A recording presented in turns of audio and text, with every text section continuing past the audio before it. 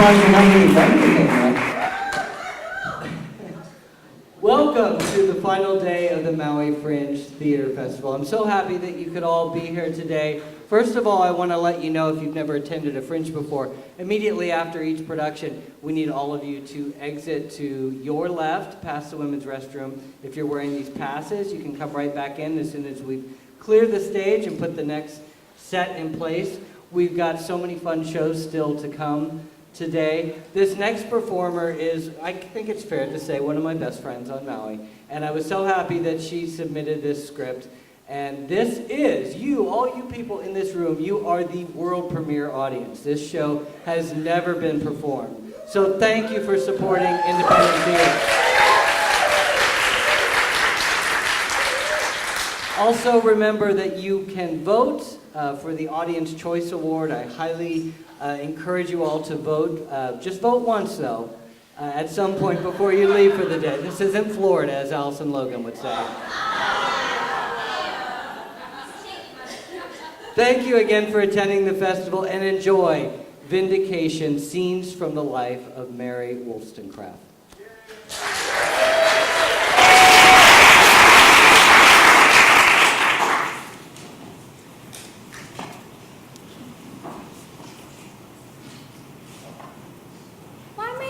To school if Ned is going?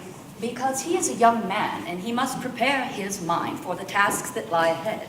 And why should I not do the same? Because you will learn all that is required of you here at home. What must I learn? To embroider, to sketch, to play the pianoforte. We do not have a pianoforte, and Father has sewed the harpsichord.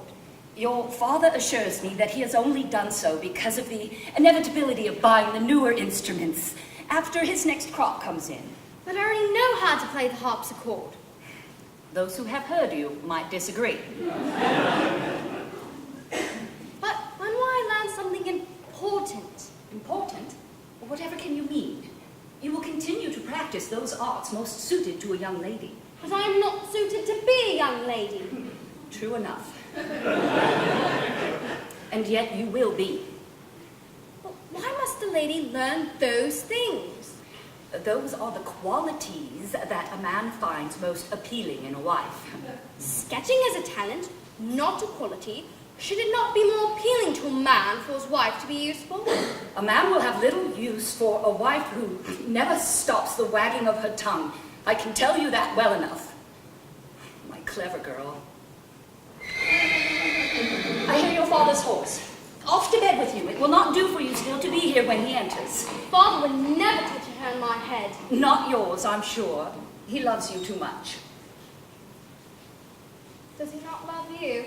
Mary, there are a great many things you do not understand, despite all your cleverness, and this is most certainly one of them. Do you love him? We love each other in our way, but sometimes one is disappointed in life.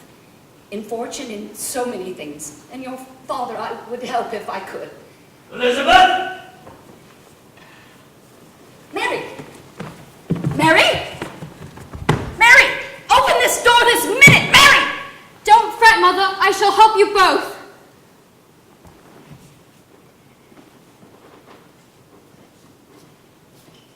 Good evening, Papa. Have you had a pleasant journey?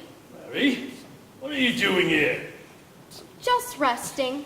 Then off to bed with you. Let me by. I'm quite comfortable here. Mary, move aside this instant. No, Papa. Off to bed with you. The door's locked in any case.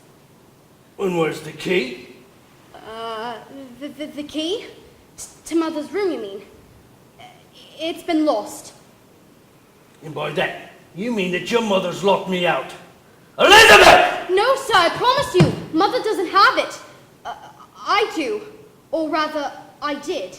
You see, I locked Mother in her room to encourage her to get some rest. And so took the key, and now I have lost it. And I shall fetch the housekeeper's key. Oh, but I've lost that one too, you see.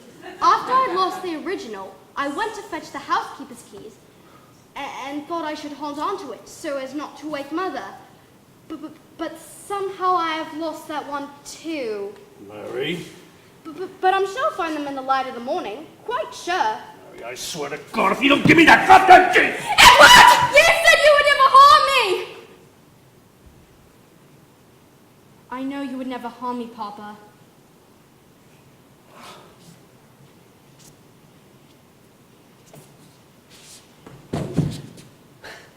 And you feel that you need to save her from me?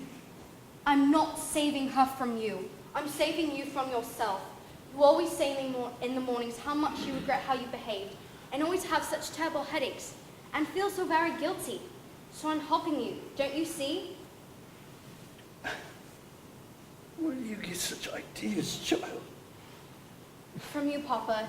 You always tell me that I have a mind, even if it's a girl's mind, and that I should use it. And so this is what my mind has told me to do.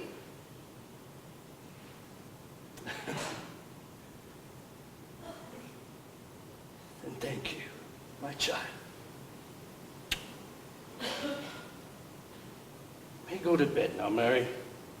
We'll sleep in the guest room. You may search for your key in the morning.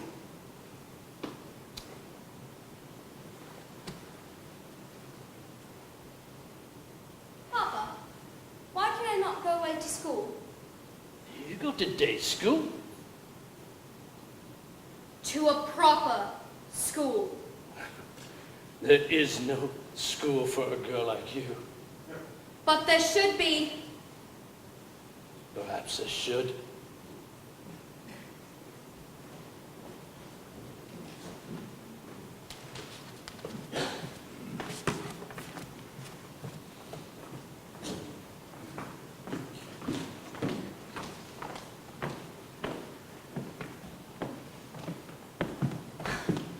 Oh, but Jane, this is marvellous. I've never seen so many books. Father thought you would like it. Oh, thank him for me. You may think him yourself. He's returning before supper. Have you always had so many? Since you were a child, I mean. I'm sure Father has added to the collection over the years, but eventually, yes. This has always been my favourite room in the house. Oh, I can only imagine.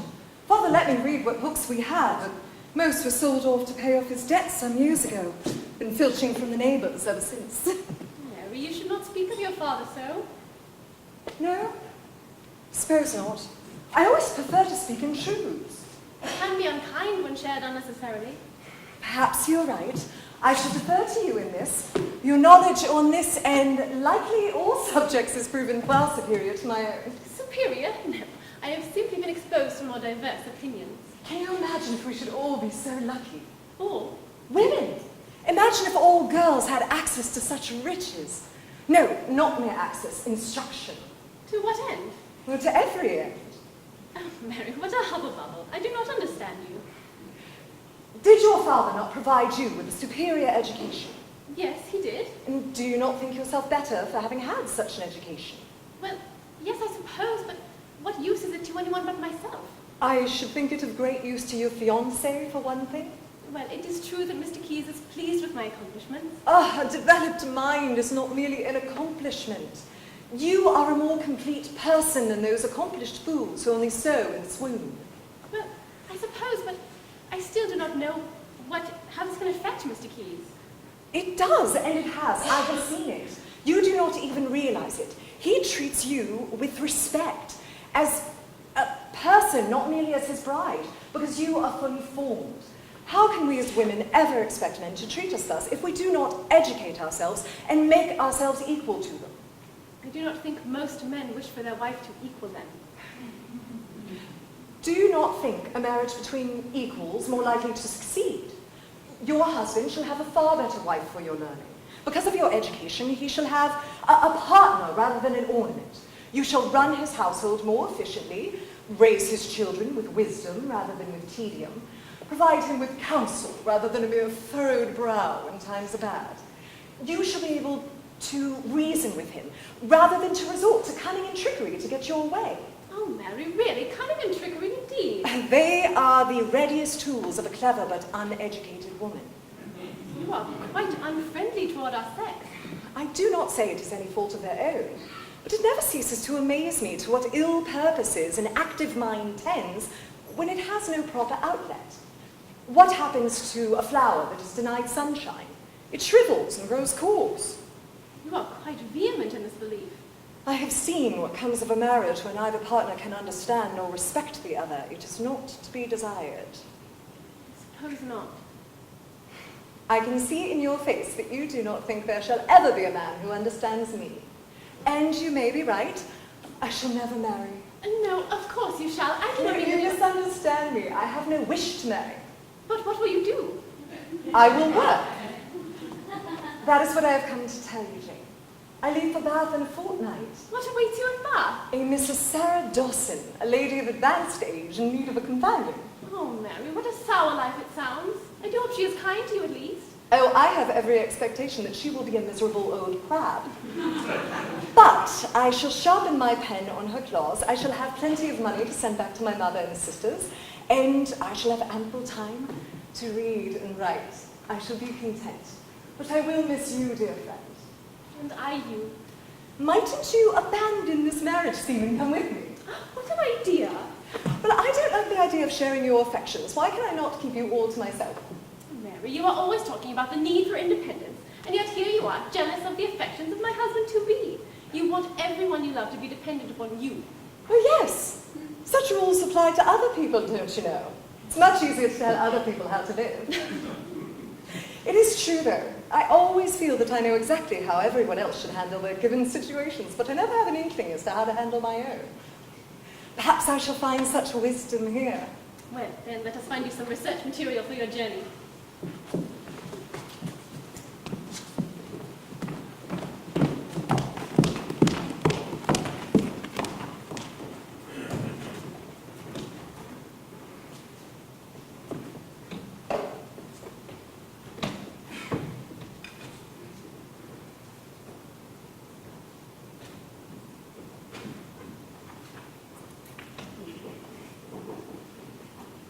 That's enough of that. You have picked your adversary poorly, Mother. I am every bit as stubborn as you are, and I am younger, with more fight in me. Indeed. But I cannot stomach another morsel. Come now, distract me. Tell me how fares that radical school of yours. The school has closed, Mother. I know you have already heard of it. I did tell you the county's not ready for the higher education of its women. No, nor hardly the low. Not even in the circles in which you run. That was not the reason, Mother. The school was well enough attended. But Jane fell ill, and I left to nurse her. I stayed with her for ages. Much good it did her. You were with her at the end. I was. But the result was that there was no one left to run the school. But that was not the only reason the school was closed. No. There was a scandal. There was. Who was he? Someone undeserving of the aspirations I held for him. I know that now. His name is Fuseli. You were in love with him? You might call it that. I would not. And he did not wish to marry you? He is already married. Marry? For my part, I had no wish to marry him in any case. I make a living quite well enough on my own, and what other purpose is there for marriage save security? Oh, there are others. Desire, I suppose. Heaven save me from such triviality. You mean love? What some call love, I call desire. But I know not why a man and woman must chain themselves together for all eternity just so that they might enjoy the pleasures of the flesh. And they seem such piddling pleasures to me at that. Mary, how can you speak so immodestly? Did you yourself enjoy such pleasures with this Fuseli? No, honestly, Mother, I have no interest in them. It was his mind which intrigued me. Wrongly, as it turns out, but still, it was never physical affection that I sought. But his wife would not believe me. You spoke to her of this? I thought her to be enlightened, but she is not. She insists on playing out those same petty rivalries prevalent among so many of our sex. I had wanted so much more for her and for myself. I do not understand. What did you say to her? I suggested that we live together as three. Mary! But my part would have been a platonic one only. Mary, I am already staring down into my grave. Are you trying to tip me in? How have you come by such ideas? Mother, rest yourself. You are not well. We should talk no more of these matters. How can I after such revelations?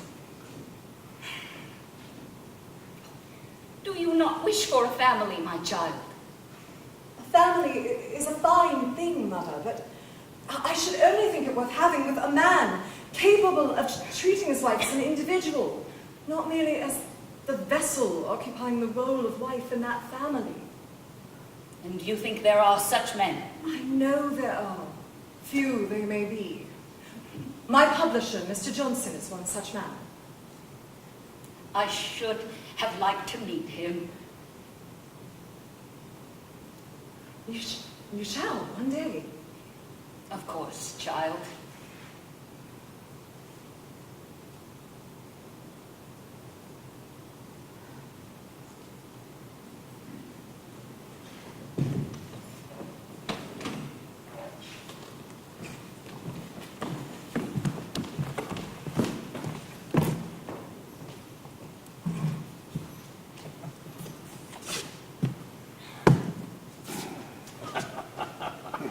Yes.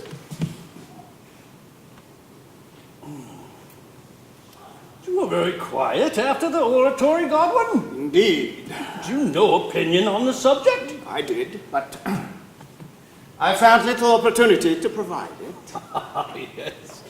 Miss Wollstonecraft. She speaks with passion, does she not? But I think that you will find that her positions are very much worth hearing. Clearly you believe so, Johnson, as you publish her books. But on this occasion, I came particularly to hear Mr. Thomas Paine. Forgive me if I was disappointed to find his oration so continually interrupted and challenged by a young girl. Interruption and challenge was not my intent, sir. Rather, I wished to more deeply engage Mr. Paine, so that I might better understand his brilliance. He is an inspiration to me. Oh, Godwin, allow me to formally introduce a dear friend of mine and pride of our little establishment, Miss Mary Wollstonecraft. Mary, Mr. William Godwin. Two people possessed of such superior minds should surely be better well acquainted. I take it you are unused to a woman of strong opinions, sir. Merely on such a variety of subjects so vehemently and frequently expressed. Ah, I see. So a woman should speak only on those subjects in her sphere, then. You will think me small-minded, but I do think there are some virtues marked as womanly and others as manly. If you mean the man has certain physical advantages, well, those I will grant you, but intelligence is not a manly virtue alone, so... That I agree. Do you? You are so used to finding opposition, you leave little opportunity for acquiescence. That may be true. Do you not grow weary, mistrusting all who might have been friends? Well, in your case, I found myself prejudiced beforehand. How is that? I have read some of your work. And I yours. I did not care for it. Nor did I yours. I do not object wholly to your ideas, but you express them in such an unconvincing manner as to almost provoke rebuttal. I found the reverse to be true in your own writing. Meaning? You write with such passion and conviction, one could almost forgive the strained argument. What of mine have you read specifically? I believe it was called On the Education of Women. Thoughts on the education of daughters. Ah, yes. And you of mine? Your second novel. Not my finest piece, to be sure. To be sure.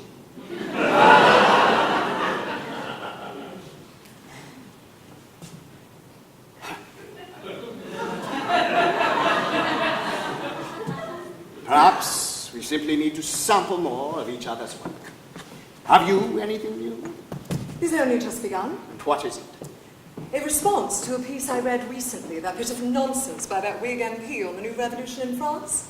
Mine should be a vindication of the rights of man. Not of woman. One must lay the groundwork. You play upon the title of illustrious Mr. Paine's own work, then?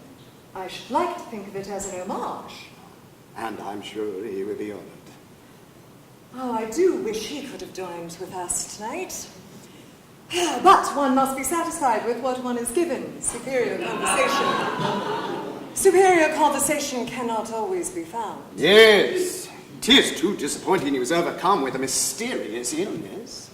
Perhaps his ears were ringing. I am suddenly familiar with sensation. Pray, what do you believe are the rights of woman?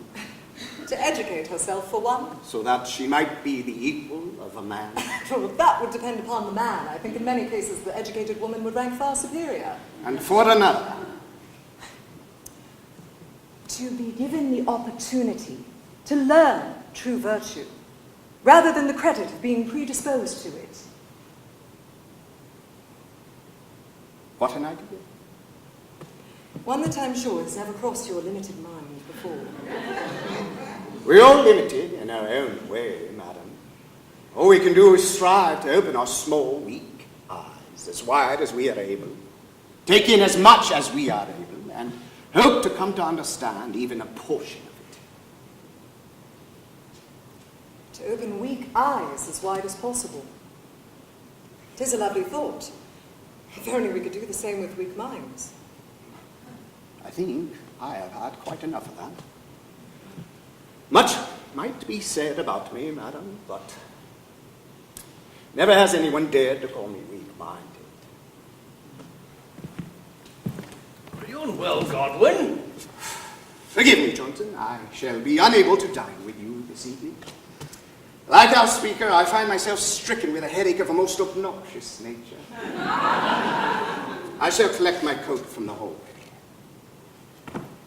Should we meet again, Miss Wollstonecraft, perhaps you will accord me some little respect. You asked me a question, sir. Here is your answer. It is foremost the right of woman to be seen as a human being first, and as a woman second. Perhaps, should we meet again, you will accord me that honor. Mr. Godwin.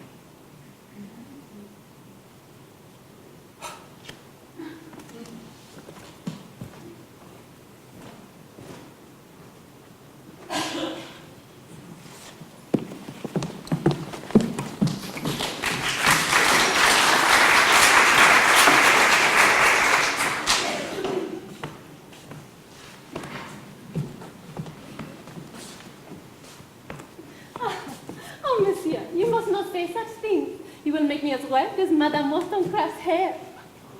Now I must return to my duties.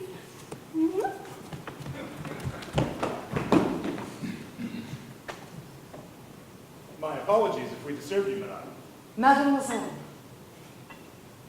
Mademoiselle, I've never been married. Then where is your chaperone? Don't you English ladies always travel with a maid or some such servant? I do not have one, nor do I need one. I'm barely a lady as it is. Mademoiselle Wollstonecraft. Wollstonecraft. Are you Canadian? Much worse, American. May I sit? Ah, see, I have disturbed you. Here's a timely interruption. You have saved me from death by inertia. You seemed rather irked. That is, you seemed engaged by your letters. Essays, or more accurately in this case, paragraphs in search of a point. Having difficulties. Had you arrived much later, I might have begged the relief of your pistol. You were writing an essay. May I ask what about? At this point, I hardly know. I seem to be turning this way and that and ending up inevitably down the same closed alleyway. An alleyway stinking of piss. You certainly don't talk like any lady I've ever met. I would beg your pardon for offending you, but I shouldn't be careful with you. I wouldn't take it in any case. I like the way you talk. My thanks for that. Now, if only my pen would garner such praise. Wait, Wollstonecraft? You didn't write The Rights of Women. Well, a vindication of them in any case. But you know it. Of course. You were being modest about that pen of yours. Hardly. My critics are many. Yes, I've read Walpole's thoughts on your book. May I say, you hardly look like a hyena in petticoats. Many thanks. Am I really read in America? Yes, but not by me. What I mean is, I was in London for some years before coming to Paris. I read it there. It's brilliant. Oh, not quite brilliant, but thank you. Truly, it's prodigious. You caused quite a stir back in your homeland, but the Franks just love it. Right in line with their revolution. Is that why you're here? Well, yes, but I might wish I had not timed my arrival in concert with Madame Guillotine. Oh, that's just one or two riots gotten out of hand. They'll set things straight. Just look at us. Yes, just look at you. That's right. I suppose you're not in favor of the states. But I admire many of your writers.